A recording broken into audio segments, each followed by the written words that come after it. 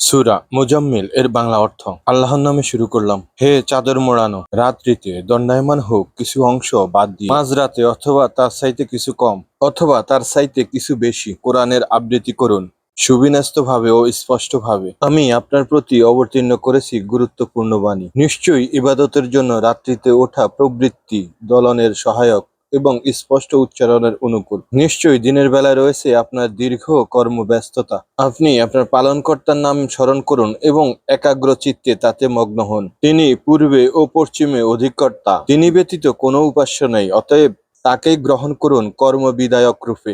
কাফেররা যা বলে তার জন্য আপনি সবর করুন এবং সুন্দরভাবে তাদেরকে পরিহার করে চলুন। বিত্ত বৈভবের অধিকারী মিথ্যারোপকারীদেরকে আমার হাতে ছেড়ে দিন এবং তাদেরকে কিছু অবকাশ দিন। নিশ্চয়ই আমার কাছে আছে শিকড় ও অগ্নিকুণ্ড, গলগ্রহ হয়ে যায় এমন খাদ্য এবং যন্ত্রণাদায়ক শাস্তি। যেদিন পৃথিবী পর্বতমালা কম্পিত হবে এবং পর্বতসমূহ হয়ে যাবে বহমান বালুকাস্তফ। আমি তোমাদের কাছে একজন রাসূলকে তোমাদের জন্য সাক্ষী করে প্রেরণ করেছিলাম, যেমন প্রেরণ করেছিলাম ফিরআউনের কাছে একজন রাসূল। অতঃপর ফিরআউন সেই রাসূলকে অমান্য করল, ফলে আমি তাকে কঠিন শাস্তি দিয়েছি। অতএব তোমরা কিরূপে আত্মরক্ষা করবে? যদি তোমরা সেদিন অস্বীকার করো, সেদিন বালককে করে দেব বৃদ্ধা। সেদিন আকাশ বিদীর্ণ হবে, তার প্রতিশ্রুতি অবশ্যই বাস্তবায়িত হবে।